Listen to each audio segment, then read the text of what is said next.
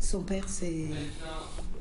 Bonjour à tous, voilà, vous êtes en direct du ZCL, il est exactement 12h33. Nous sommes avec, comme chaque jour, avec Keïssa, bonjour. Bonjour Daniel. Et nous sommes en direct de la radio aussi, de radio Haute Tension, RHT, qu'on salue, notre radio locale C10 FM, qu'on salue aussi. Et aujourd'hui, notre programme est bien évidemment assez chargé, comme d'habitude. On va commencer tout à l'heure avec le mois de l'Afrique, puisque vous savez, depuis le début de ce mois de février, c'est le mois de l'Afrique, toute une série de personnalités importantes comme Madame Aminata Traoré qui était là. Demain, on reçoit Kémy Séba. Donc, on continue. Mais aujourd'hui, on sera avec Marie-Evelyne Petrus-Barry qui a la chance d'être à la fois guadeloupéenne et africaine. Bonjour, Madame. Bonjour. On aura l'occasion de revenir avec elle. Ensuite, on parlera d'un gros problème, un gros dossier. C'est celui de l'école de la seconde chance, puisque vous savez, depuis 3 mois, les étudiants ne sont pas payés. Ils ont des difficultés. Ils ont bloqué l'école depuis hier. Nous devrons recevoir la directrice de cette école de la deuxième chance, expliquer un peu ce qui se passe dans cette région. Et puis, nous devrions recevoir le secrétaire général de la CGT Santé qui tenait tout à l'heure une conférence de presse à Bergevin. Philippe Béléo devrait être avec nous dans un instant. Et comme d'habitude, notre rubrique culture selon Martine Fazer, ce sera un peu plus tard. Et bien avant, on aura Véronique pour sa chronique communication. Elle va décrypter aujourd'hui la nouvelle campagne du quotidien local. Voilà un petit peu le sommaire de nos invités, mais ce qui concerne l'actualité, c'est Keïssa qui va décliner. Oui, Danick, voyons les titres qui font l'actualité à ce jour.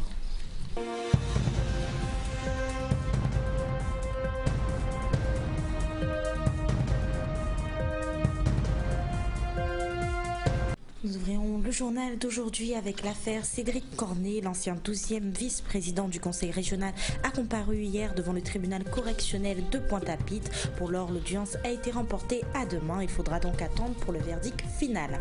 Et puis nous poursuivrons l'actualité avec une fois de plus la question de l'eau. Aujourd'hui encore, il y a eu un atelier assise à la salle des fêtes du Lamentin. Le thème de celle-ci était l'eau en Guadeloupe. Nous en saurons davantage dans la suite du journal. Et puis nous finirons le journal d'aujourd'hui avec un atelier peinture organisé par le célèbre peintre plasticien Antoine Nabajot. Eh bien, il a eu lieu au lycée Jardin des Abîmes. À cet effet, le but était de valoriser la filière littéraire de l'établissement. Tout de suite, on continue l'interview avec Dani. Merci Keïssa. Juste un petit mot pour dire que le président français, M. Macron, vient de terminer son voyage en Corse. Il a tenu un discours assez long. Il n'a pas répondu à toutes les aspirations des nationalistes corses, notamment la question de la résidence. Il demandait un statut pour la résidence. Ça n'a pas été obtenu. Il demandait aussi l'officialisation de la langue corse aux côtés de la langue française. M. Macron n'est pas allé dans ce sens. Il a simplement promis de renforcer les moyens éducatifs pour permettre au maximum de Corses parler leur langue. Et puis sur la question de l'autonomie, eh bien, cette question pour l'instant n'est pas à l'ordre du jour, mais Macron semble avoir accepté le fait que les Corses pourront inscrire leur nom dans la Constitution française. C'est à suivre puisque c'est une revendication qui avait été fait jour aussi en Guadeloupe, la reconnaissance du peuple guadeloupéen dans la Constitution française. Nous aurons l'occasion bien sûr d'y revenir. Pour l'instant, nous allons parler de la décennie internationale des personnes d'ascendance africaine. C'est de 2015 à 2024. Et pour cela, nous recevons, je vous l'ai dit, Marie-Evelyne Petrus-Barry. Bonjour. Bonjour. Vous travaillez avec l'ONU, c'est ça?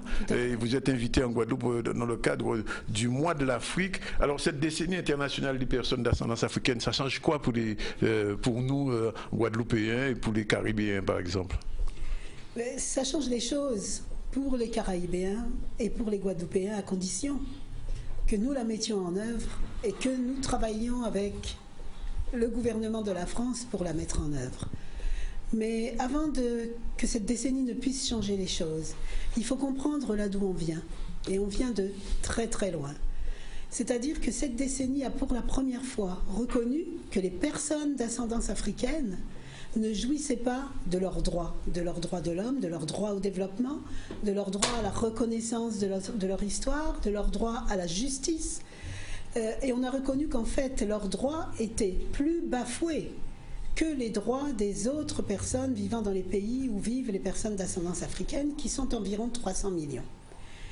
Et ce qui est important là, c'est que pour la première fois, les 193 États membres de l'ONU ont reconnu qu'il fallait absolument mettre en place un cadre, un système pour promouvoir les droits des personnes d'ascendance africaine que nous sommes et permettre que ces droits se réalisent. Alors ça change quoi? Ça change que déjà une attention est portée sur ça.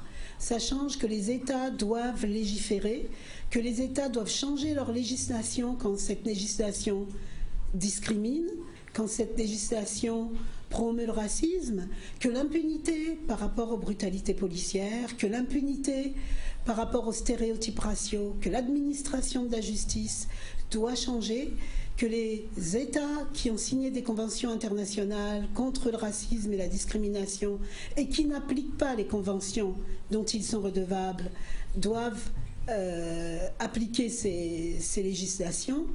Et la décennie est faite pour que le Haut Commissariat aux droits de l'homme, la société civile et les gouvernements travaillent ensemble pour faire changer ces choses. Alors, Madame Barry Petrus, vous dites ça, bon, on écoute le discours, mais il y a moins de 3 mois, on vendait encore des Africains en Libye comme au temps de l'esclavage. Donc, ça signifie quoi? Que les États ne respectent pas cette volonté de l'ONU? Il n'y a pas 3 mois qu'on vendait des Africains en esclavage, ça n'a jamais cessé. Non, mais ça a été vu publiquement, cette fois-ci. Mais là, justement, ça a été vu publiquement, c'est un moment, c'est une photocopie. Et cette photocopie est importante. Mais je pense qu'il est important d'aller bien au-delà de cette photocopie. Ça n'a jamais cessé. Et ça ne cessera pas si des programmes, des législations et des lobbies ne poussent pas pour que les choses changent. C'est inacceptable. Mais si c'est inacceptable et qu'on ne fait rien, c'est encore plus inacceptable. Donc cette décennie est une opportunité pour nous aider à travailler avec les États. Les choses ne vont pas changer du jour au lendemain parce que ce racisme et cette discrimination raciale sont ancrés dans les mémoires, sont ancrés dans l'imaginaire, sont ancrés dans nos propres mémoires. Oui. Et donc, ce sont des choses, comme je disais il y a quelques jours, qui ont un impact très lent. Et qui vont changer vraiment petit à petit. On parle de changement de comportement, on parle de changement de mentalité. Mais pour que ces choses-là arrivent, il faut que des législations, entre autres, ce n'est pas la seule chose, mais il faut que des législations viennent les supporter pour que ce ne soit plus permis. Maintenant, vous avez parlé de migrants vendus sur la place publique. C'est sur la place publique. Oui. On parle de la même chose. Tant qu'on n'aura pas reconnu l'histoire des Africains américains comme crimes contre l'humanité partout, et tant que ces crimes n'auront pas été réparés ou ne seront pas dans un processus de réparation, les victimes seront toujours considérées non comme des victimes, mais pratiquement comme des criminels. Il faut que tout ça change. Et pour que tout ça change, il faut qu'on y travaille. On ne peut pas... Mais quels sont les moyens dont vous disposez pour faire changer? Je prends le cas de la France, par exemple. Entre autres, on pourrait parler d'autres pays, mais on va prendre le cas de l'État français. Vous savez qu'il y a dans ce pays un mouvement qui s'appelle le Mouvement pour les réparations. En Martinique, le MIR. Il y a aussi le Comité international des peuples noirs qui se bat aussi pour exiger des réparations de l'État français. Mais l'État français n'entend pas. Ils sont sourds, ils sont autistes là-dessus. Alors comment une décision de l'ONU peut être appliquée si un État comme la France qui est représenté à l'ONU se bouche les oreilles? Bon. Vous avez entendu parler de la conférence de Durban qui a eu lieu en 2001 sur la façon dont on pouvait éradiquer le racisme et la discrimination. Cette conférence a demandé qu'un groupe de travail des personnes d'ascendance africaine soit créé pour gérer ces questions. Et je suis membre de ce groupe de travail. Ce groupe de travail, entre autres, travaille avec les États, mais à l'invitation des États, pour voir comment gérer les questions de racisme dans ces États. Dans quelques semaines, je vais en Espagne, à l'invitation de l'État espagnol. Nous irons dans des camps de migrants, nous irons dans les prisons, nous verrons les conditions de vie des personnes d'ascendance africaine. Mais jusqu'aujourd'hui, le groupe de travail n'a pas obtenu une invitation de la France. À partir du moment où la société civile, à partir du moment où des organisations telles que CIPN, le CRAN, le MIR et bien d'autres vont faire une pression ou continuent à faire une pression forte, à partir du moment où la pression devient de plus en plus forte, c'est avec tout ce travail-là qu'on a des chances d'obtenir que l'État français nous invite, comme l'État canadien l'a fait, pour que nous puissions indiquer quels sont les écarts au niveau du racisme, au niveau de la discrimination raciale, au niveau de l'administration de la justice, et que nous puissions travailler avec la France et agir. France qui effectivement fait partie des États de l'ONU. Autre chose, par rapport à la décennie internationale des personnes d'ascendance africaine, des pays comme le Canada, comme la Belgique, sont déjà en train de voir comment ils peuvent réduire les écarts d'inégalité, les écarts de discrimination. La France n'a pas commencé, la France n'a pas encore un programme national. Oui. Mais sans pression, sans le travail que nous sommes en train de faire, ça n'arrivera pas. Donc c'est ça le travail que le groupe des personnes d'ascendance africaine. Il y a l'autre aspect, Madame Petrus-Barry, il y a aussi dans les pays africains, où je ne vous cacherai rien, je ne vous apprends rien en disant que certains États africains font pire encore que la France, je veux dire, pour leurs propres ressortissants. Parce que ces migrants qui quittent ces pays aujourd'hui, quittent ces pays parce que soit ce sont des pays où le régime politique est compliqué ou proche de la dictature, où la situation économique est difficile. Est-ce qu'il n'y a pas aussi un travail à faire en Afrique? Alors il y a un travail à faire en Afrique, mais pour que ce travail puisse se faire en Afrique, il faut que les anciens États colons arrêtent d'imposer des dictateurs qui arrangent le pillage des ressources africaines pour donner du fioul aux économies occidentales. Tout est lié. Pour moi, tant que l'histoire ne sera pas restituée, tant que l'esclavage ne sera pas... La déportation, tout d'abord la déportation des Africains, suivie de la vente des Africains, suivie du travail forcé et gratuit des Africains, hors de la terre africaine. Tant que tout ça ne sera pas reconnu, intégré et réparé, les problèmes en Afrique continueront parce qu'il s'agit du même problème. Vous me parlez de problèmes de développement. Comment un pays peut-il se développer quand dès qu'il veut transformer ses ressources naturelles sur place, il se retrouve en guerre, mais l'Afrique ne fait pas d'armes. Oui. Donc ce que je suis en train d'essayer de vous dire, c'est que les anciens États colonialistes ont besoin de ces pays à ressources minières, à ressources agricoles, ont besoin de ces pays pour continuer à faire fonctionner leurs économies. Et tant que ce sera le cas, comment voulez-vous que l'Afrique se développe? Vous allez me dire, mais les Africains n'ont qu'à se lever. Mais à partir du moment où le système politique impose, le système international impose que le modèle qui soit le seul modèle possible, soit le modèle de démocratie occidentale, et à partir du moment où on impose des élections, et donc où on impose des présidents, et où on impose des leaders, qui souvent s'en mettent plein les poches. Bien sûr. Et vous voyez, c'est un peu un cercle vicieux, et je ne vois pas tellement comment on peut s'en sortir. Demain, je poserai la question à Kémy Séba, mais je vous la pose quand même. Je sais qu'il y a un mouvement chez certains Africains, certains jeunes dans les pays africains, contre le CFA, le franc CFA, le fameux franc CFA. J'ai pas l'impression que ça avance beaucoup. Comment les États africains peuvent accepter que leur économie soit gérée à Bercy? Mais comment les États africains ont accepté lors des indépendances d'être indépendants avec la France? Le seul État qui n'a pas accepté d'être indépendant avec la France, c'est la Guinée. La Guinée n'a pas pu fonctionner. On l'a bloqué. Donc, si vous voulez, c'est vraiment difficile. Il faudra 2 décennies, j'ai l'impression. Une seule décennie ne suffira pas. Oh, mais même 5 décennies. Mais si on ne commence pas, on ne va jamais y arriver. Maintenant, pour le franc CFA, je vais répondre à votre question. Bien sûr qu'il faut sortir du franc CFA. Il y a des pays qui fonctionnent très bien et qui ne sont pas dans le franc CFA. Le Nigeria n'a pas de franc CFA. Le Ghana n'a pas de franc CFA. L'Afrique du Sud, la Guinée n'a pas de franc CFA. Les pays qui n'étaient pas colonisés par la France, qui étaient colonisés par l'Angleterre ou d'autres pays. Oui, mais il y a des pays qui étaient colonisés par l'Angleterre qui ont du CFA. Il y a des pays colonisés par le Portugal qui sont sous CFA. Et la Guinée qui était colonisée par la France n'a pas le franc CFA. Bon, c'est peut-être pas un bon modèle aujourd'hui, vu la façon dont l'économie guinéenne, à péricliter, c'est très grave. Oui, oui. Mais la Guinée est encore victime de la façon dont ils ont été traités par leurs anciens colons au moment de leur indépendance.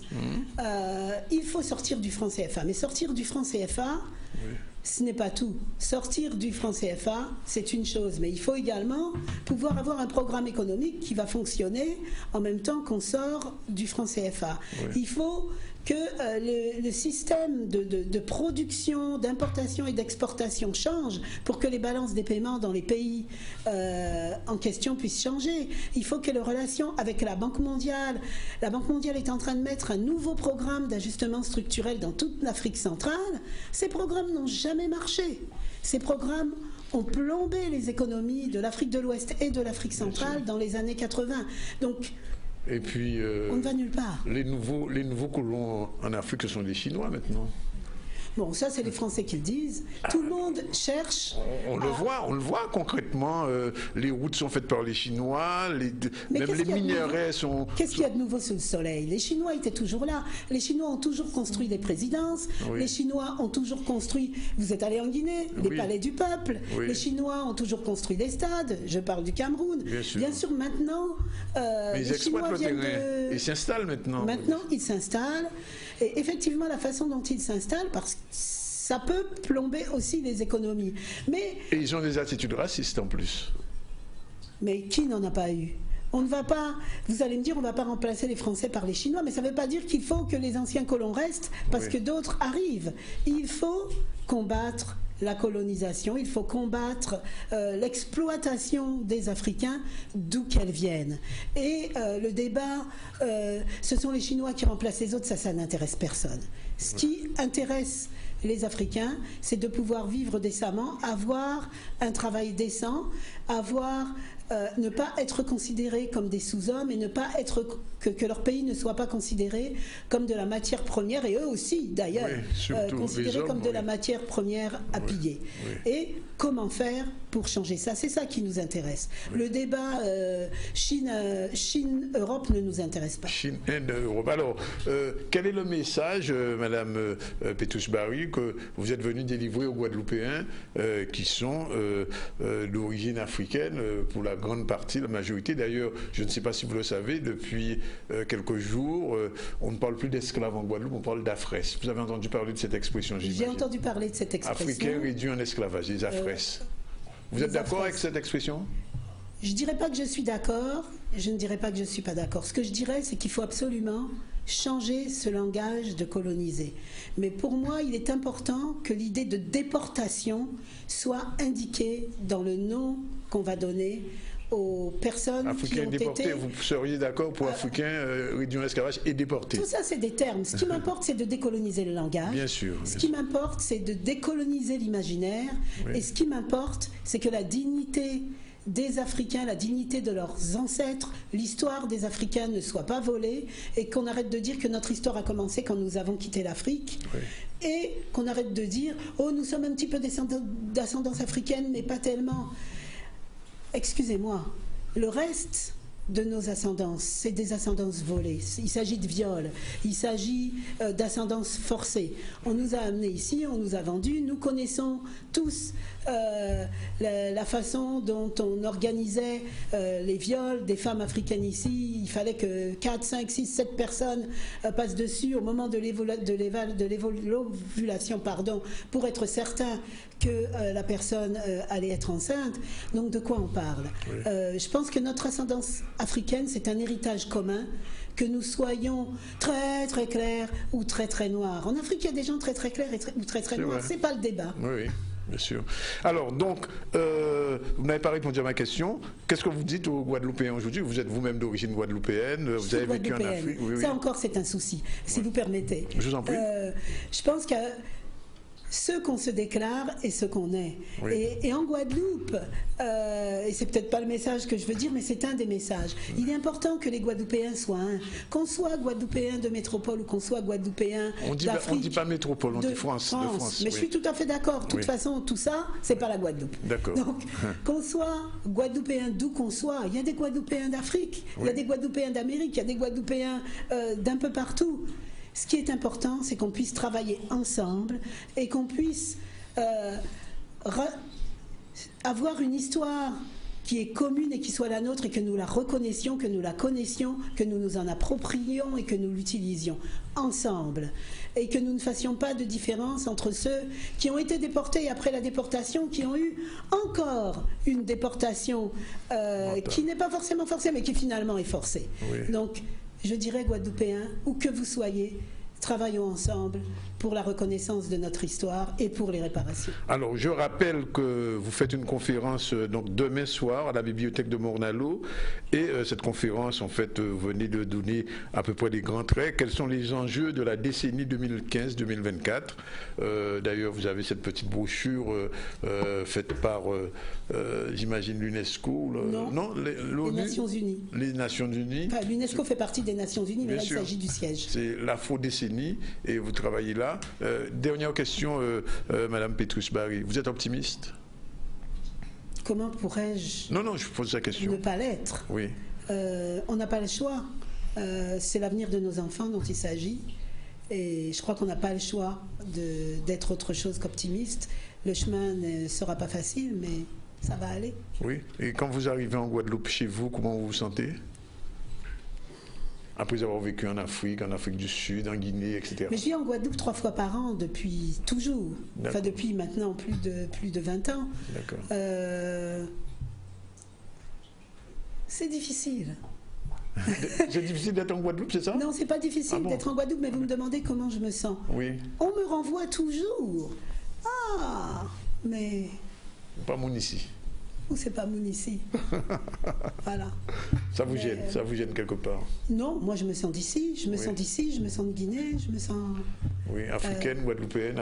Qu'est-ce que vous êtes, africaine, afro-guadeloupéenne? Je suis une personne d'ascendance africaine. D'ascendance africaine. En tout cas, je vous remercie, Marie-Evelyne, d'être venue ici, Marie-Evelyne Petrus-Barry, d'origine guadeloupéenne ou guadeloupéenne d'Afrique, comme vous le dites. Et je rappelle donc cette conférence que je fais. Il est 12h55. On a le temps avec Keïssa de développer un premier titre, lapsus révélateur. Oui, Danick, retour sur l'affaire Cédric Cornet. Rappelons les faits tout de même. Après un renvoi en octobre dernier, Cédric Cornet a dû comparaître hier devant le tribunal correctionnel de Pointe-à-Pitre. L'ancien 12e vice-président du conseil régional doit répondre du chef de mise en examen d'atteinte sexuelle sur mineurs de moins de 15 ans. Rappelons également que l'affaire débute après un signalement de l'assistante sociale du collège Edmond Bambeuk au Gosier. Les faits présumés auraient eu lieu le 1er juillet au 31 août 2013 à l'occasion d'une masterclass organisée au domicile de l'ancien élu.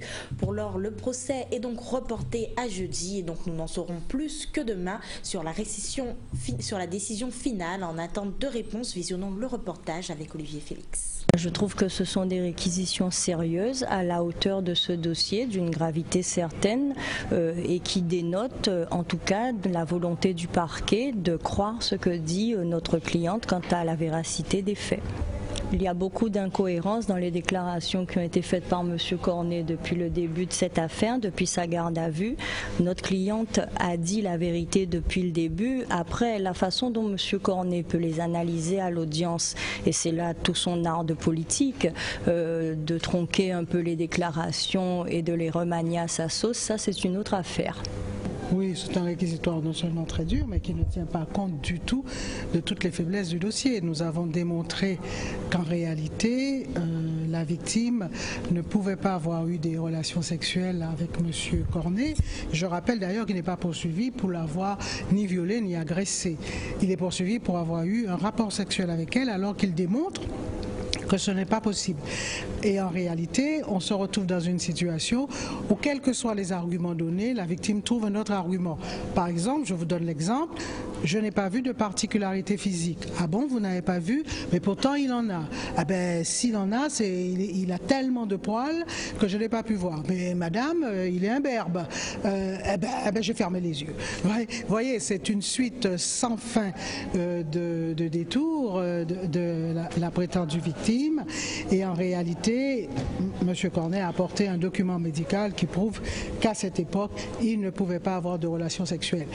Maintenant, on verra bien, puisque en fait, dans ce combat que nous menons, moi je mène un combat pour la justice. J'ai toujours mené un combat pour la justice, donc j'ai toujours été, quand les femmes étaient opprimées, j'ai toujours été du côté des femmes.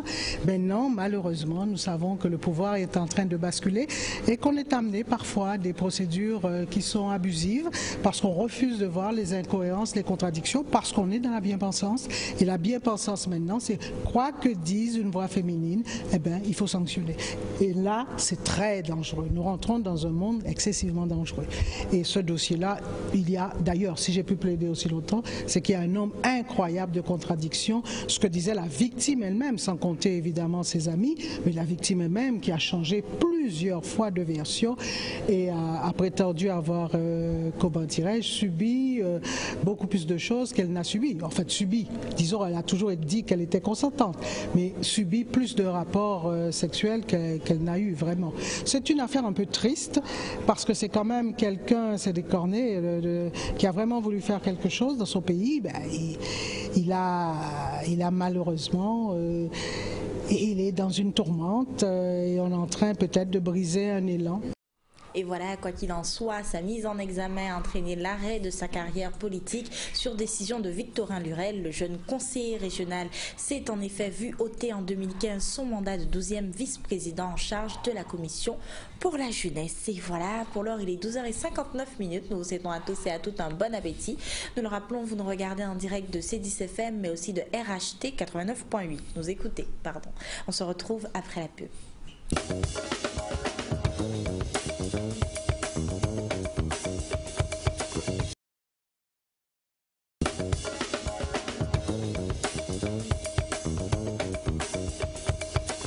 Voilà, les 13h06 dans le ZCL en direct de RHT et de C10 FM. Tout de suite, on va recevoir dans un instant Philippe Belair de la Fédération de la Santé et de l'Action Sociale CGTG. Il tenait tout à l'heure une conférence de presse. Mais avant, on revient à l'actualité avec un rappel des titres et c'est qui ça, Jérôme Babel?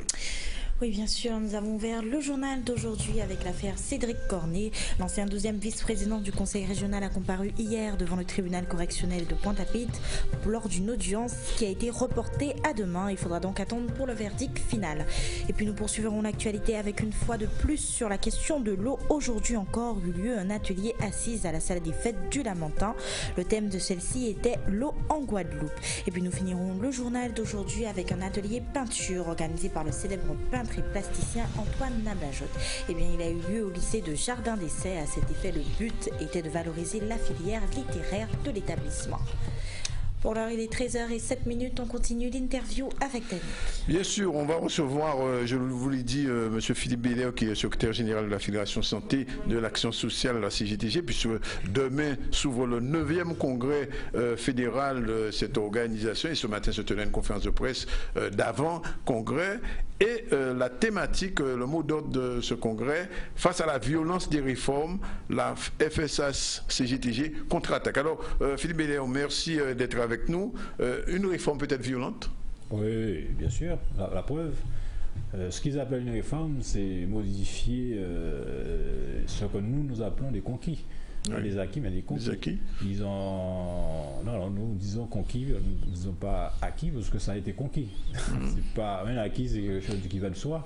Mais un conquis, c'est la lutte qui a donné ça. Oui.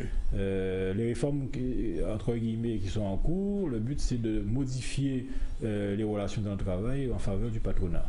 Oui. Donc c'est violent parce que ça précarise les travailleurs, c'est violent parce que ça met en difficulté les professionnels sur le terrain, c'est violent parce que les seuls qui en tirent profit véritablement, ce sont c'est le patronat, c'est les politiciens qui votent ces lois-là, ces ordonnances-là, les usagers pour la santé et le social et les professionnels n'en tirent aucun profit, au contraire ils sont mis en difficulté. Alors face à la violence de ces réformes et de l'État français, quelle va être la feuille de route de votre syndicat? Alors nous avons un document d'orientation qui va être voté vendredi. Au Congrès? Au Congrès, oui bien sûr. Dans ce document d'orientation, nous faisons avant tout un bilan des 4 ans de mandature, de l'expérience. Vous revenez au secrétariat général ou vous passez la main? On verra. Non, mais vous êtes candidat? Normalement, oui. Oui, d'accord. Donc vous serez réélu. Vous serez réélu. Comment? Vous serez réélu. Peut-être pas le seul candidat, parce que nous sommes pas une organisation stalinienne, comme on dit. D'origine quand même, d'ascendance stalinienne, on va dire. De lutte de classe, oui. Oui. Là, oui. Alors la feuille de route, donc il y a un document d'orientation, disiez-vous? Dans ce document d'orientation, nous faisons le constat des difficultés des organisations syndicales en général, et singulièrement la nôtre. Et ces difficultés-là sont aussi la conséquence de ces réformes, mais pas seulement les réformes au niveau des modifications de la relation du travail, mais des réformes aussi qui ont eu lieu par rapport à la représentativité des organisations syndicales. Et c'est la loi de 2008 et la loi pour le privé et la loi de 2010 pour le public. Et ces lois-là mettent en concurrence les organisations syndicales. Avant, il y avait des différends idéologiques. Maintenant, il y a d'autres différends qui se sont installés de par ces lois-là. Ce qui fait que... Pour parler des organisations syndicales, dans le cas de la Guadeloupe, vous êtes en opposition avec la FO, avec l'UTS, etc. C'est-à-dire que c'est pas une affaire, c'est pire qu'une opposition. Nous constatons que nous sommes dans un système de concurrence sauvage, et c'est la loi qui nous oblige à ça. C'est-à-dire, expliquez-nous ça un peu, parce que la représentativité syndicale, chacun doit passer par le NRD aux élections. C'était le cas avant, mais d'un point de vue idéologique. Ça restait strictement bon enfant quelque part. Mais là, c'est véritablement la concurrence au sens néolibéral. Il n'y a plus de place pour deux. Il n'y a plus de place pour deux. Il faut impérativement... Qu'est-ce qui va se passer? S'il y a une seule place pour deux, ça veut dire que n'y a qui disparaît alors? C'est-à-dire que c'est nos adversaires communs, c'est ce qu'ils veulent. Oui. À terme, c'est ce qu'ils veulent. Mais les syndicats, vous ne tombez pas dans le piège quand même. Mais c'est justement ce que je suis en train de vous dire. Notre constat, c'est qu'il faudra à un moment donné qu'on s'assoie autour d'une table, qu'on arrête de déconner. Et qu'on réalise qu'on nous entraîne dans l'entonnoir, et il faut qu'on s'assoie avec nos différends, avec nos difficultés, avec nos expériences passées, avec tout ce qui est derrière nous, notre histoire. Mais maintenant, il y a l'avenir. Il y a surtout l'avenir de ce pays, il y a surtout l'avenir de nos enfants en jeu. Puisque nos enfants seront des travailleurs de demain, nous avons une lourde responsabilité historique. Donc, vous êtes en train de me dire que la Fédération Santé de l'Action Sociale est prête à rencontrer l'UTS autour d'une table? Tout le monde. Tous les autres syndicats? Il faut s'asseoir. Va-t-on vers le syndicat unique alors? Non, c'est pas une affaire. Je pense que, de notre analyse, il faudrait qu'on pousse l'analyse plus et qu'on propose aux autres. À notre avis, il faut maintenant qu'on arrive à avoir une espèce d'instance commune entre nous, qui puisse gérer nos conflits, qui puisse ouvrir les portes dans des situations complexes entre nous, générées par les fameuses réformes.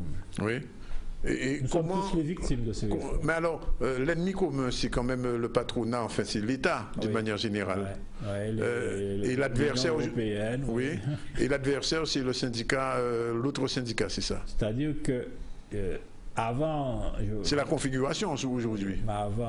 Avant, l'adversité était idéologique. D'accord. On arrivait toujours à trouver un terrain d'entente. Mais là, l'adversité est devenue autre qu'idéologique, parce que nous sommes dans un système, encore une fois, néolibéral qui a réussi à s'incruster entre nous, comme il a réussi à s'incruster entre les organisations politiques. Parce qu'aujourd'hui, les organisations politiques n'ont plus de filiation idéologique, vous le savez. Donc, certaines, il y en a quand même il y en a certaines qui arrivent à tenir. Parce qu'ils ont gardé la filiation idéologique. Il faut faire le constat comme il est, et pas comme on voudrait qu'il soit. Et il appartient maintenant, et je pense que c'est la mission des hommes du futur, d'aller au-delà de ce constat et de prendre leurs responsabilités pour autre chose, pour créer une autre dynamique qui puisse contrebalancer les Alors, réformes. prenons un cas concret.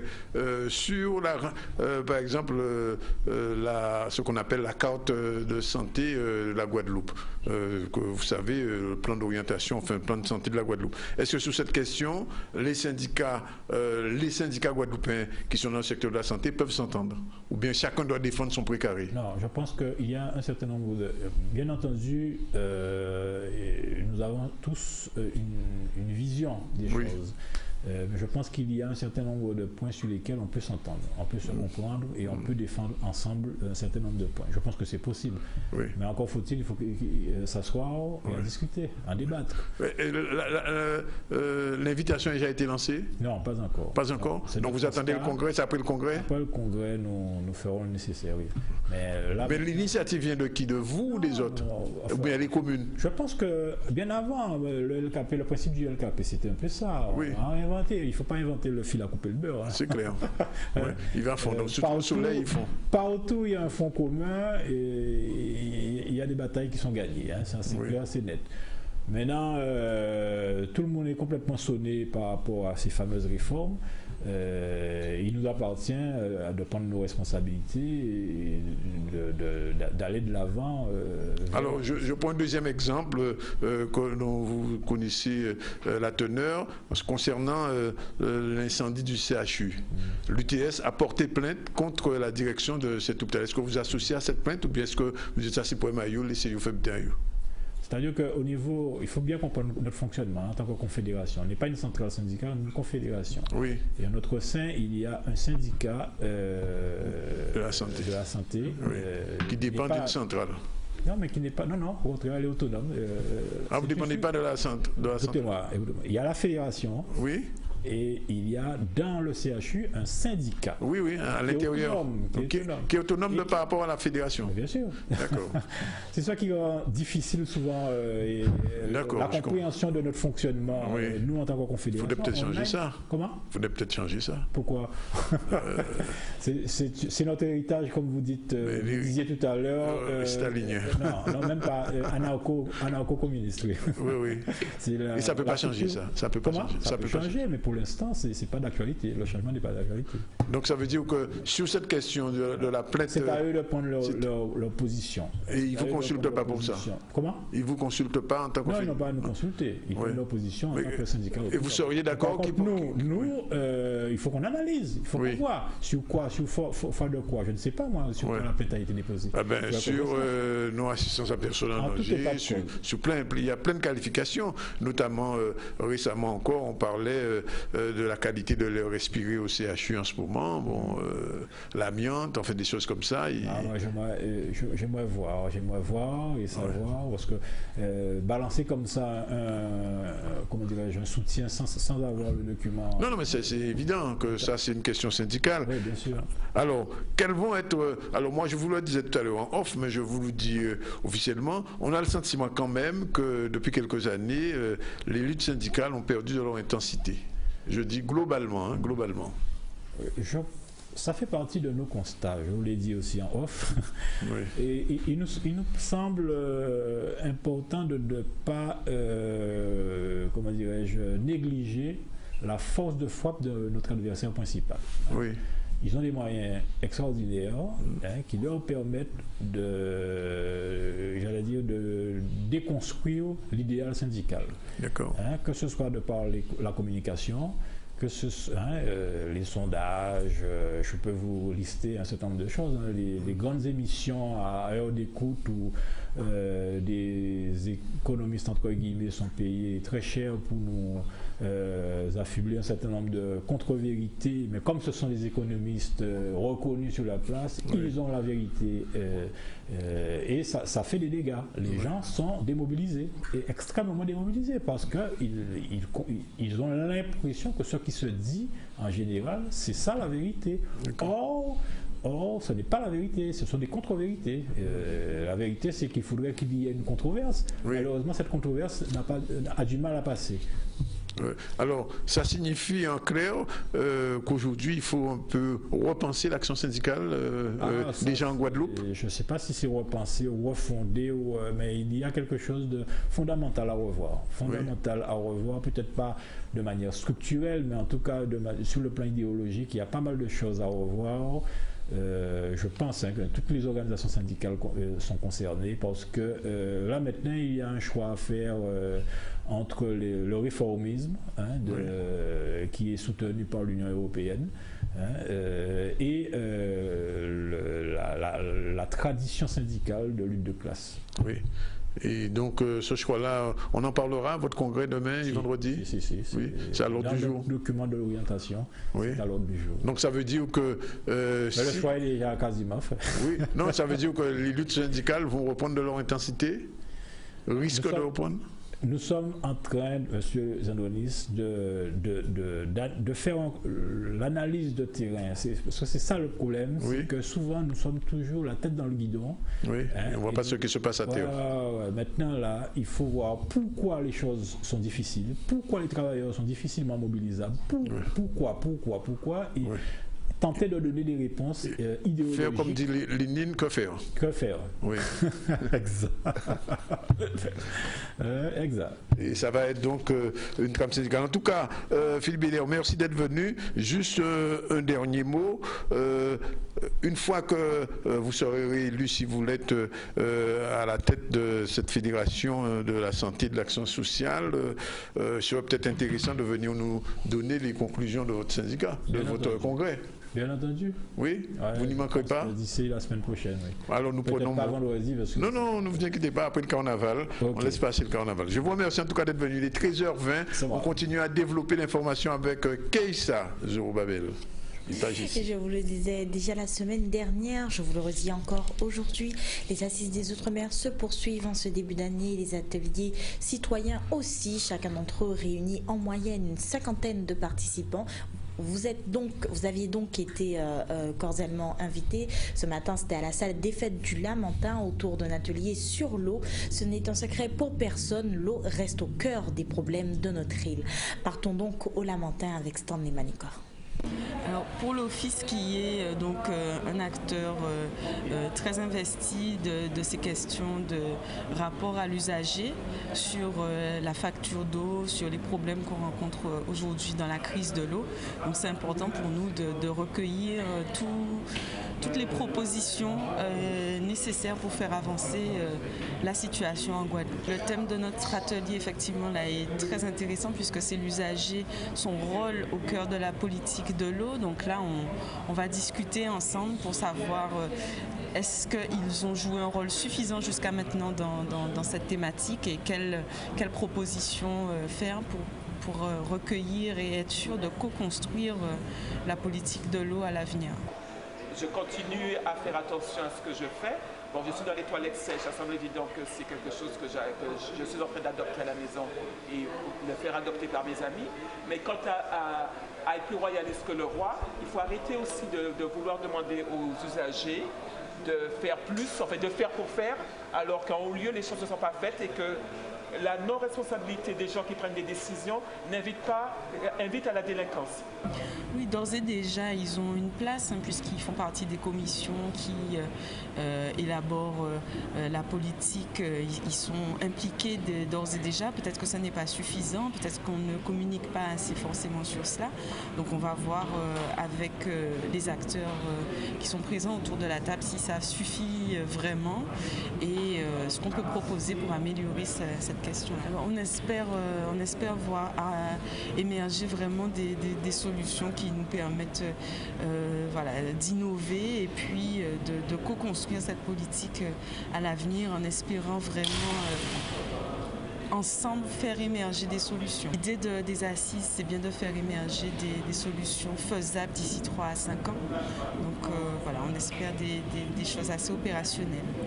Et en ce mercredi 7 février, la mission Sargasses, missionnée par le préfet de la région Guadeloupe et conduite par le sous-préfet de Pointe-à-Pitre, se rendra au Gosier, puis à Saint-François, ensuite à Sainte-Anne, accompagnée des représentants des communautés d'agglomération de la Riviera de Levant, du conseil régional et du conseil départemental. La mission Sargasses, telle que l'a définie le préfet, regroupe l'ensemble des services de l'État et des collectivités chargées de lutter contre l'algue brune.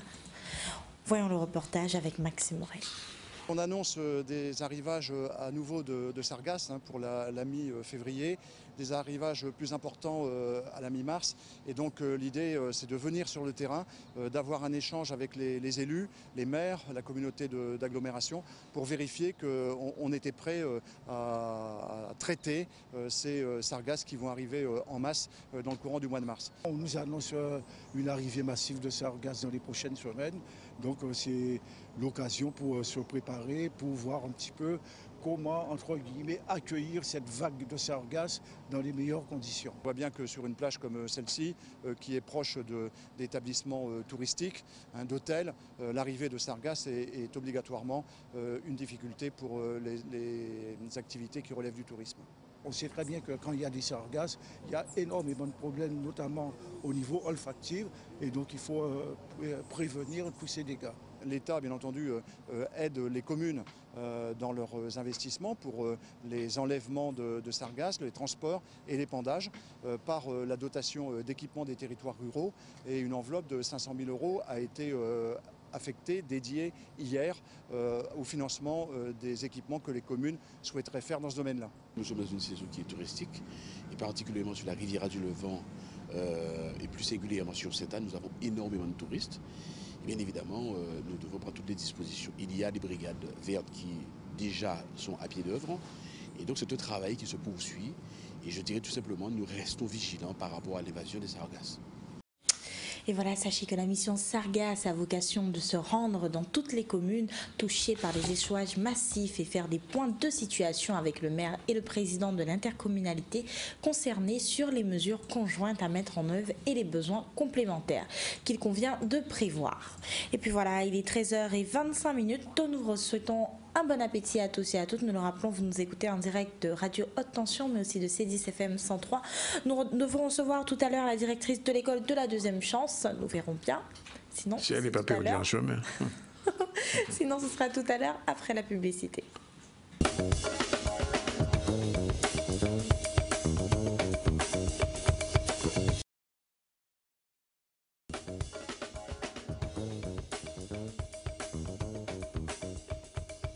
Il est 13h31 de retour sur le ZCL. Pour ceux qui ne nous rejoignent que maintenant, sachez que nous avons ouvert le journal d'aujourd'hui avec l'affaire Cédric Cornet. L'ancien 12e vice-président du conseil régional a comparu hier devant le tribunal correctionnel de Pointe-à-Pitre. Pour l'heure, l'audience a été reportée à demain. Il faudra donc attendre pour le verdict final.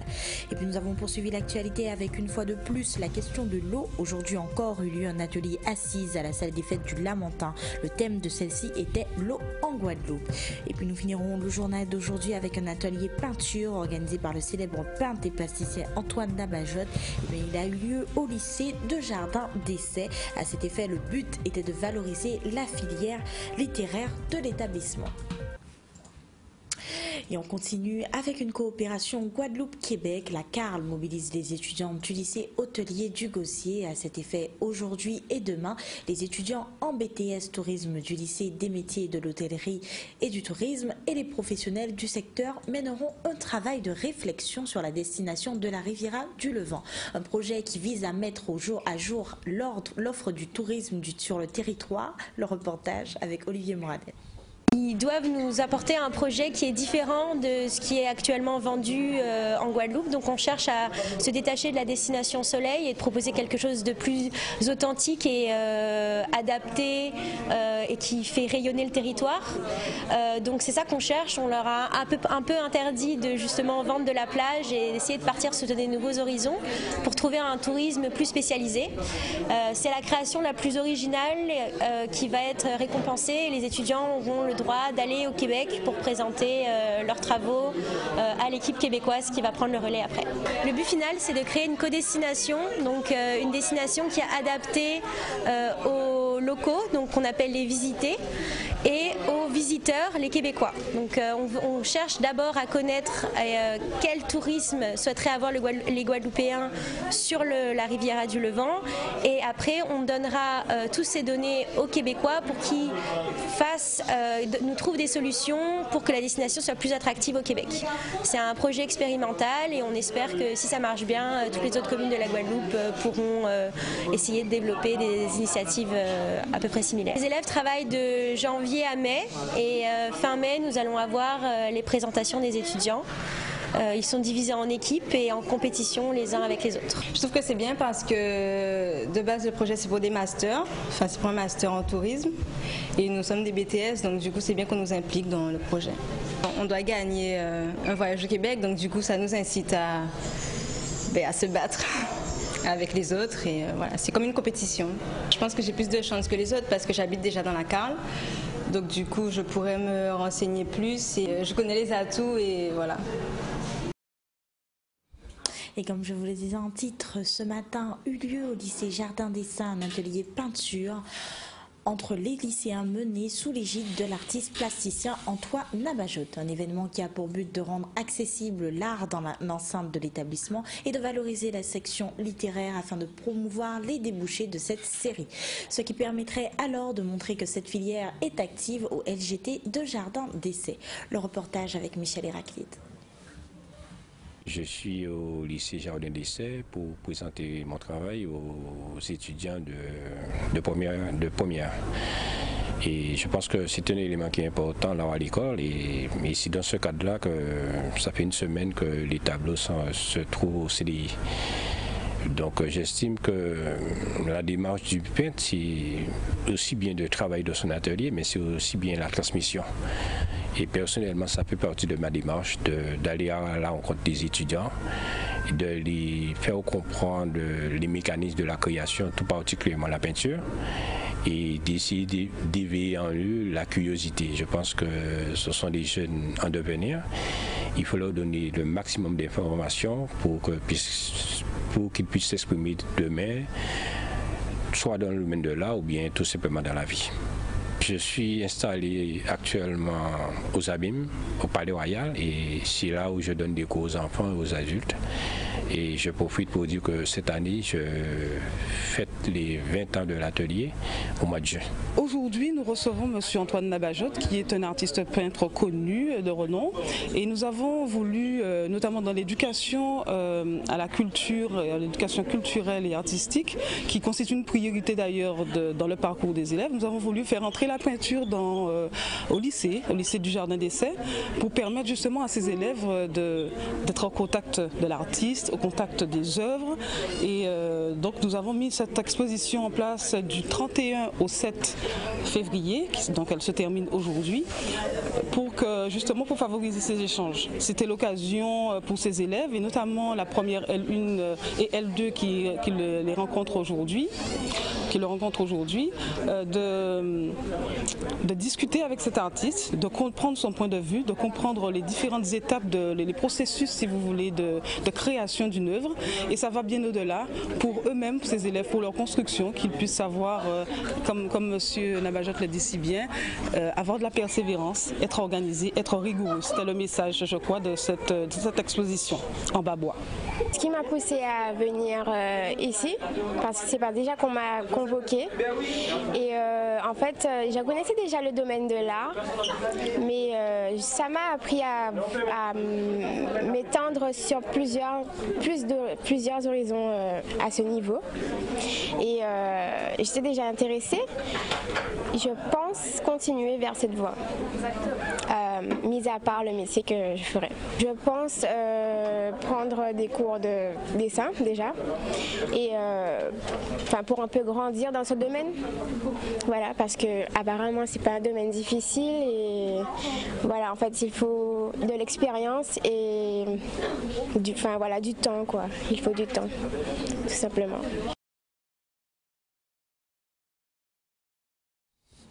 Voilà, il est exactement 13h38. Effectivement, ça démarre. C'est l'heure. On a deux chroniques. Vous savez, le mercredi, on reçoit en général Jocelyne Nampry pour Coco et Abricots. On reçoit aussi Martine Fazer pour la chronique La culture selon Martine. Et aussi Véronique pour la chronique communication comme to you. Et donc, on reçoit tout de suite Véronique. Bonjour. Oui, bonjour.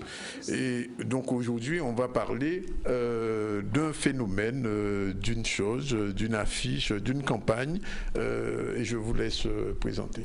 Alors, aujourd'hui, on va s'arrêter un peu sur la campagne d'affichage de France Antilles, parce que la dernière campagne publicitaire de France Antilles n'est pas passée inaperçue. Il y avait des affiches 4x3 plantées un peu partout sur le territoire de Guadeloupe, et aujourd'hui, je vous propose donc un focus sur la campagne publicitaire de l'unique quotidien de Guadeloupe.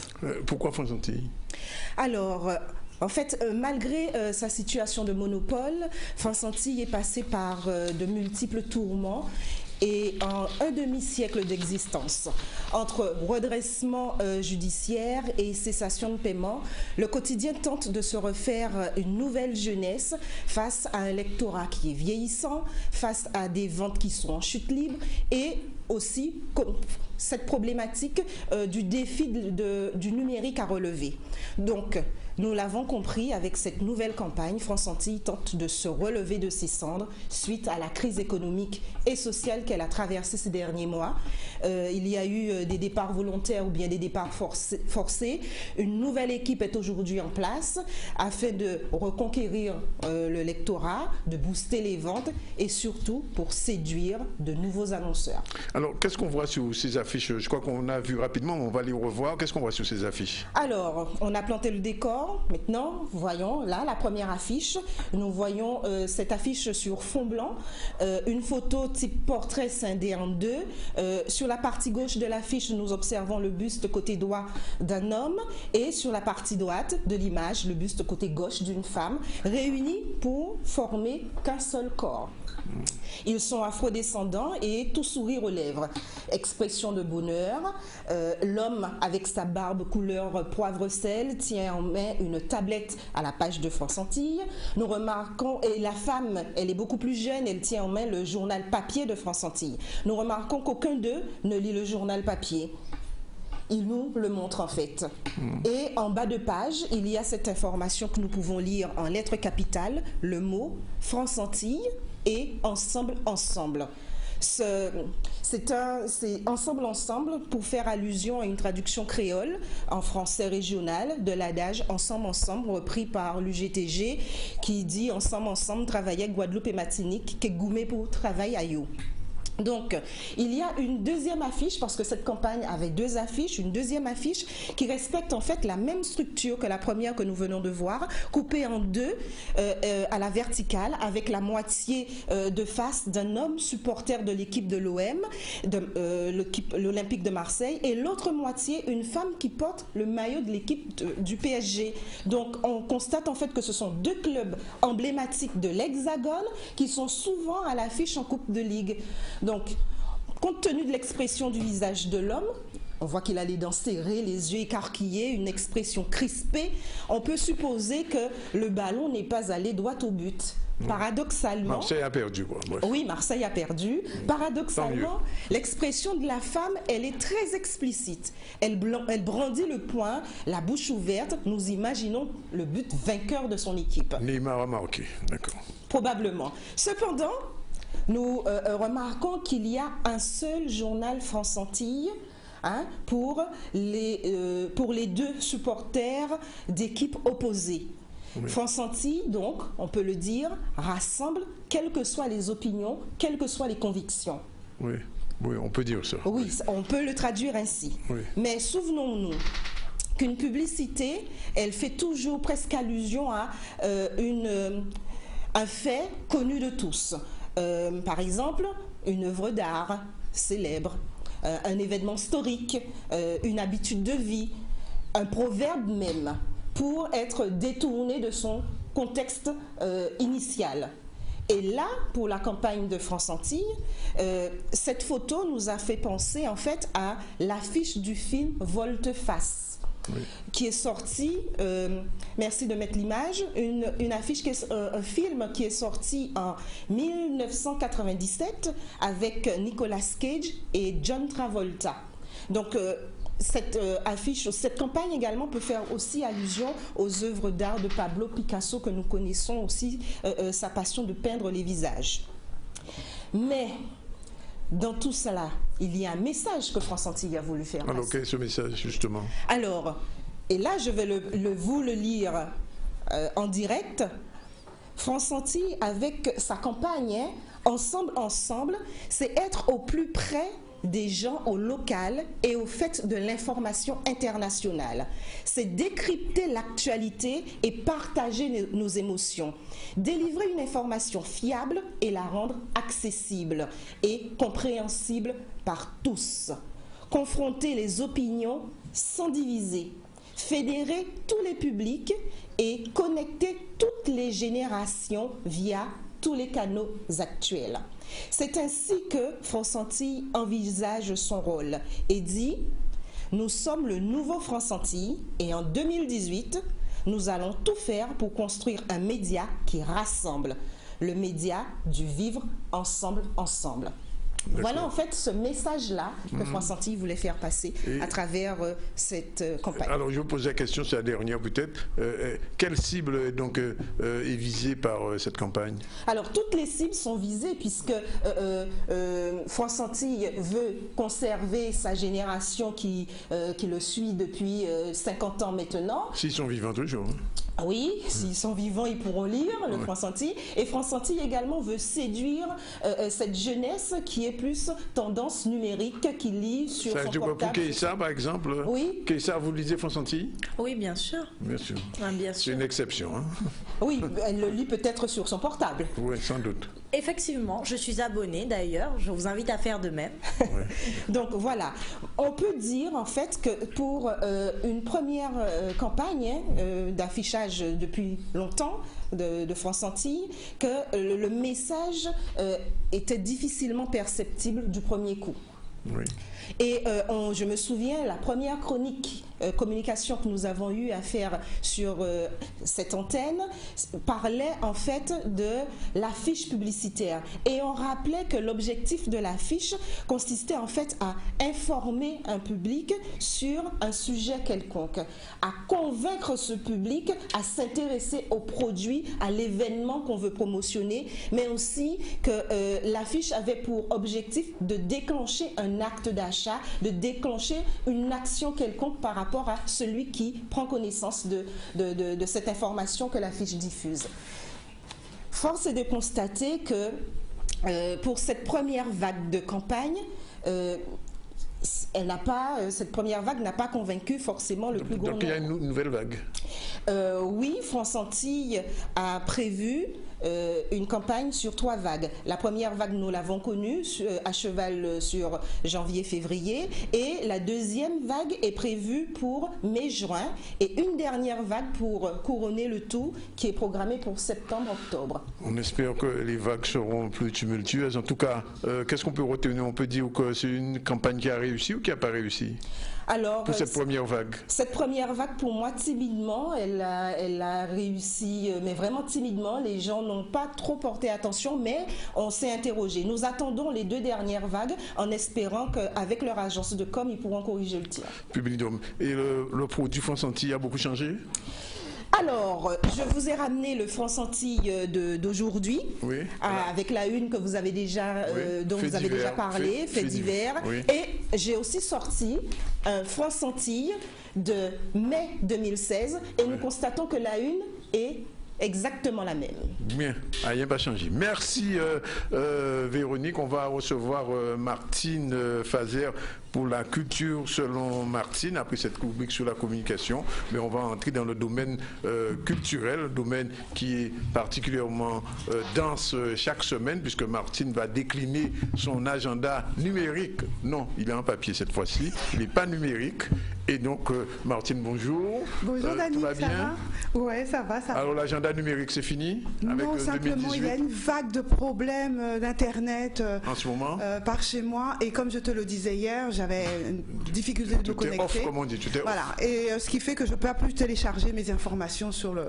Alors, on revient un papier, oui. Heureusement papier que le papier est là. Papier et cerveau. Voilà. Papier et cerveau. Bien, bonjour tout le monde. Bonjour aux auditeurs de RHT, de C10. Bonjour aux téléspectateurs. Bonjour à mes amis, à ma famille qui me suit. Ça y est, ils ont décliné leur identité pour certains. Donc, salut Danick. Bonjour Martine. Salut Christian. Salut Martine. Christian n'entend pas, on dirait quelquefois. Plongé dans son portable. Non, mais t'as vu, elle a trouvé le joli travail, c'est l'actualité. C'est le joli sourire qu'elle m'a fait, donc elle était tout à fait open. Il n'y a pas de souci. En tout cas, bien bonjour tout le monde. Voilà, je suis avec vous ce mercredi pour un CSM un petit peu allégé parce que beaucoup de choses se refont. On a le mois de l'Afrique dont je vais parler bien sûr en tant que gros événement du mois. Il y a tellement de choses qui se déclinent dans ce mois de l'Afrique qu'il y a encore de la matière à vous donner des informations. Et puis il y a également un événement qui se reconduit, mais ça vous le savez, le carnaval, il est là avec nous encore un petit moment. Alors donc forcément l'actualité agenda, eh bien si on fouille pas, on aura du mal à trouver des choses qui soient un peu différentes. Donc je vous en ai ramené quand même un petit peu en termes d'agenda. On démarre tout de suite avec le mois de l'Afrique, tout simplement pour rappeler que c'est un événement que vous avez sans doute déjà entendu sur le ZCL, bien sûr, que vous avez entendu sur nombre de supports de communication et également médias, mais j'ai plaisir à vous en reparler pour vous rappeler qu'elle existe, bien sûr, grâce à l'association guadeloupéenne Racine, que c'est la 12e édition de cet événement, et je ne m'attarderai pas non plus sur la marraine de cette édition, qui est Madame Aminata Dramane Traoré, donc marraine du mois de l'Afrique, ex-ministre de la Culture du Mali, qui en a fait l'ouverture, et bien c'était le 2 février dernier. Alors, puisque nous sommes aujourd'hui mercredi, il y a ce soir donc un événement qui concerne le mois de l'Afrique, de 15h à 17h, il y a des ateliers d'enfants. C'est maintenant, si vous voulez donc y aller avec votre enfant, c'est 68 rue Batable à Pointe-à-Pitre. Vous aurez des ateliers à partir de 5 €. Il y a des inscriptions obligatoires au 06 90 80 67 86. À 19h, ce même jour, il y aura une conférence. Quels sont les enjeux de la décennie internationale des personnes d'ascendance africaine de l'ONU? Donc avec Marie-Evelyne Petrus-Barry qui va intervenir et que tu as reçu, Danick. Oui, tout à l'heure, elle vient de venir et on a beaucoup parlé des personnes de la décennie internationale des personnes d'origine africaine. Voilà, donc je ne m'attarde pas, mais vous savez que cette conférence a lieu ce soir à 19h, donc ça peut être intéressant de vous y rendre. Elle est experte et dépendante au niveau des Nations Unies et sur les droits des personnes d'ascendance africaine et le club féminin. Et avec le club féminin, elle sera... Elle organise donc cette conférence. C'est à la bibliothèque Guy Tyrolien à Grand-Bourg de Marie-Galante, pour ceux qui peuvent y être. Une participation libre et solidaire donc est demandée. Ce jeudi à 19h, il y a aussi une conférence publique. Pourquoi la souveraineté populaire est-elle l'enjeu politique de ce siècle? Donc voilà encore un sujet qui va sans doute faire couler beaucoup d'encre et intéresser. Cet événement va se tenir...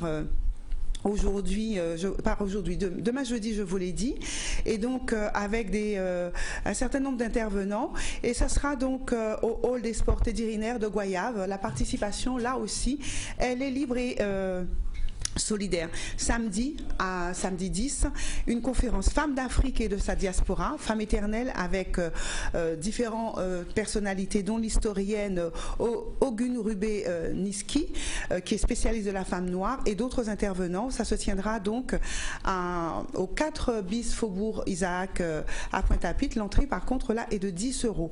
Donc voilà, un certain nombre d'événements. Je vous recommande vraiment vivement d'aller sur le site internet du mois de l'Afrique. Vous aurez vraiment tout le programme, encore une fois, et ainsi que la présentation des intervenants. Juste un petit mot mais il y a une conférence importante avec Kémy Seba.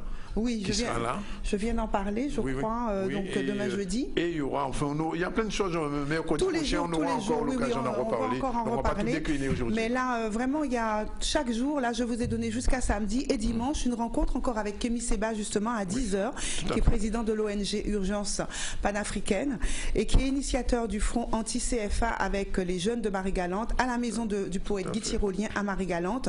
Donc voilà, ça c'est pour ce dimanche et c'est à 10h.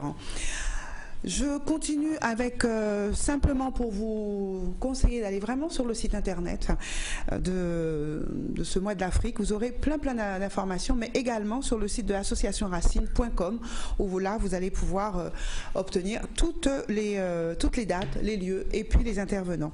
Allez, pour passer à autre chose, j'ai envie de vous faire découvrir de belles petites choses que j'ai découvertes ces quelques jours avant de passer au carnaval et à l'agenda. Donc dans ma rubrique tendance, eh bien, je vais vous parler d'un petit livre de cuisine, pas comme les autres, que j'ai trouvé super intéressant. Je me régale, je me délecte et je voulais partager ce livre avec vous. C'est Délices de plantes créoles. D'accord. Délices de plantes créoles, ce sont des recettes saveurs et bienfaits de nos plantes créoles. C'est Jean-Louis Longuefosse qui a écrit cet ouvrage dont vous voyez la couverture. Et dans ce livre, c'est une vraie mine d'informations pour ceux qui ont envie de manger sain, tout d'abord, mais qui ont envie de manger bon aussi. Et ce livre qui est extrêmement bien fait, qui est très coloré, avec de belles images qui vous ramènent à tous les fruits, les légumes, également les herbes de nos territoires, est un vrai puits intéressant, où vous allez trouver par exemple des recettes qui sont faites à base de mangue, par exemple le chutney de mangue. Donc vous avez les ingrédients, nous les avons, et ensuite des recettes succulentes qui sont faites à base de cela. Le rougail de tomate Kombava, donc c'est le fameux citron qu'on retrouve à La Réunion, mais qui est aujourd'hui de plus en plus cultivé en Guadeloupe. Ce fameux citron, donc avec une peau toute grainée, mais qui a une odeur, qui a un goût, qui a une saveur incroyable. Une toute petite parcelle, une petite pelure de ce citron dans votre plat relève de manière incroyable. Allez, je prends une autre recette. Je ne sais pas si vous les voyez. Là, c'est le souscaille de mangue verte. Souscaille de mangue verte. Donc nous avons des tas de choses que nous pouvons faire avec nos mangues qui se gaspouillent, n'est-ce pas, sur les routes. Eh bien, les mangues vertes, vous pouvez en faire des rougailles, vous pouvez en faire des souscailles, vous pouvez en faire des chutneys, vous pouvez en faire également des salades vertes que vous râpez, etc. Il y a toutes ces recettes là-dedans. Là, c'est encore une terrine de crevettes à la mangue. Et le fameux, que je fais déjà, le fameux velouté de giromont aux crevettes. Mais c'est un supplice, Martine, à cette heure-là. J'ai pas encore déjeuné, Keïcha non plus. C'est un supplice que vous nous faites, là, Martine. Ah, mais non, mais il faut ça. Achetez ce bouquin, vraiment, il est sensationnel. Il est sensationnel. Vous le trouverez dans toutes les bonnes librairies. Moi, je l'ai trouvé à Point Lire, je suis du Moule, librairie Point Lire, merci. Mais anti-coup bouillon poisson aussi, mon cher. Café, ouais. Et là, franchement, c'est les petits citrons verts, le petit piment, la feuille de gros thym, le bois d'Inde, toutes les épices du pays sont dedans, des petits gousses l'ail, 1 kilo de poisson varié. Tu n'es pas obligé de prendre le poisson vivano seulement, mais petits tu sais, comme la pêche arrive, au cas pour un petit kilo de poisson mélangé, ou un petit vivano, un petit dorade, un petit capitaine, tazar, mérou, tu vois, un petit chat, un petit poisson perroquet, tu comprends? Tu comprends le truc? Oui. Au cas pour on caille ça barre 2 €.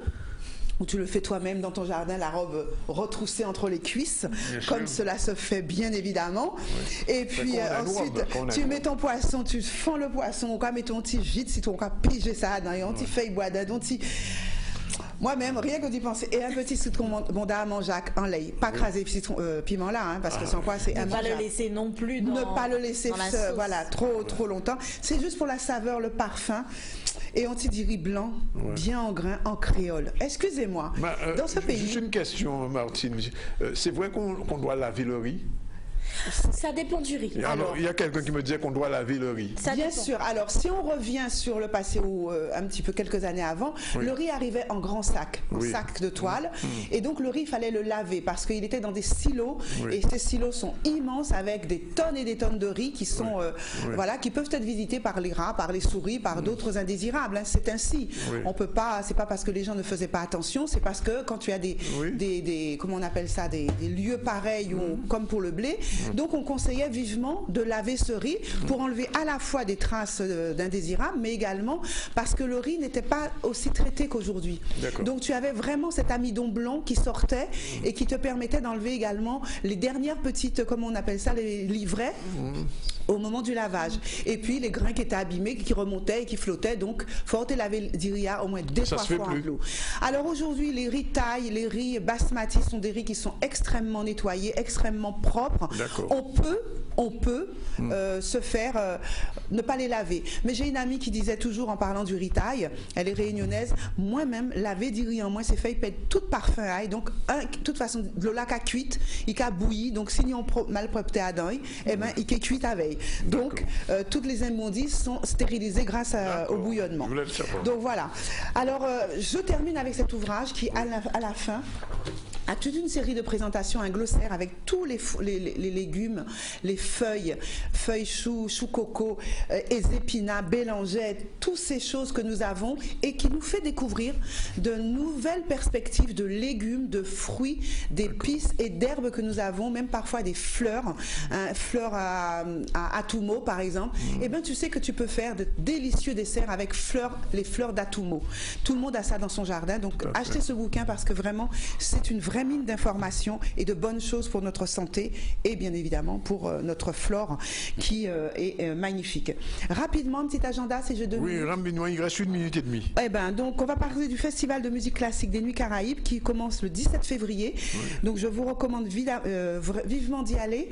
C'est la 16e édition, c'est du 17 au 24 février à l'habitation Mauduit, mais il y aura aussi au Ciné-Théâtre du Lamentin, au pavillon de la ville, 17, 21, 23, 3 dates à retenir pour le lancement de ce festival magnifique en musique classique.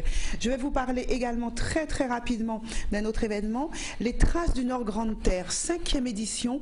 C'est la ville du Lamentin qui nous a fomenté ces traces, donc une course qui se fera à partir du 16 février au Lamentin. Donc renseignez-vous auprès de la municipalité, mais c'est vraiment une course qui va sur le Nord Basse-Terre à travers 6 communes. Petit-Bourg, Goyave, Pointe-à-Pitre, Déès, Sainte-Rose et Lamentin. Les participants donc peuvent s'inscrire en s'appuyant, en contactant la mairie. Et c'est la 5e édition de cette trace donc qui met en avant la Basse-Terre. Un petit clin d'œil pour les enfants. Un atelier cake design pour les enfants autour du carnaval ou spécial émoticône. C'est pour apprendre aux enfants à faire des petits gâteaux mais qui soient drôles, qui soient inventifs.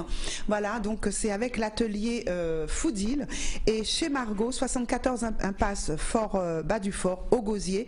Donc c'est chez Zoé à Z-Cake qui apprend les enfants à manipuler la pâte à sucre, mais également des petits gâteaux pour le bonheur de tous, pour plein de couleurs et puis pour se faire plaisir.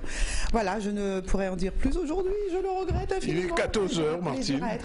On a pratiquement terminé. La réalisation, c'était notre ami Zébris. Le journal, c'était Keïssa Jourbabel. Et donc, on a reçu Madame Barry Petrus pour la décennie internationale des personnes d'ascendance africaine. Elle fait une conférence ce soir. Martine a rappelé tout ce qui se fait sur le mois de l'Afrique. Nous aurons encore l'occasion d'en parler puisque demain, nous recevons ici même Kémy Seba. Et puis, nous avons une autre chronique communication, une autre chronique culture. Voilà, c'est fini pour aujourd'hui. Bon appétit si vous êtes encore à table. Il est 14h01 pour l'heure. C'est bon appétit pour nous surtout. Oui, bon appétit pour nous. Après tout ce que Martine nous a fait comme supplice, là, on va peut-être déjeuner. Voilà, c'est parti. Au revoir et à demain, même les mêmes côtés, ensemble. Comme dire.